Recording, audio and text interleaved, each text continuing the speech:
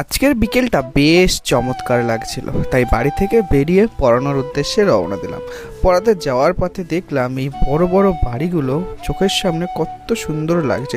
তারপরে দেখলাম ঘোষপাড়ায় পুজোর প্যান্ডেল প্রায় কমপ্লিট হয়ে গেছে। চোখে পড়ে গেল একটা ট্যাঙ্কার গাড়ি, যেখানে কাপড় বিভিন্ন জায়গায় নিয়ে যাওয়া হচ্ছে। এইসব দেখতে দেখতে হঠাৎই চোখে পড়লো এই বাড়ির উপর একটা সুন্দর পরী। তারপরেই মাঝ রাস্তায় এসে দেখতে পেলাম এখানেও পুজোর প্যান্ডেল প্রায় কমপ্লিট।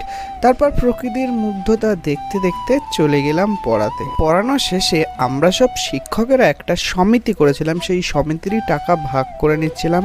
এদিকে বাপি সেই টাকাগুলোর হিসেবগুলো করছিল, আর দেখো বিপ্লব একটা ফোনে কথা বলছিল। তারপর টাকা নিয়ে চলে আসার পরে চলে এলাম রাস্তাতে, আর এখানে এসে দেখি ছোট্ট ছোট্ট ভাইয়েরা মহালয়ার জন্য পিকনিক করছে। তারপরে আমি আর তন্ময় সেই রাত্রে একটু ঘুরে বাড়ির উদ্দেশ্যে রওনা দিলাম, আর ভিডিওটা এখানেই শেষ করলাম।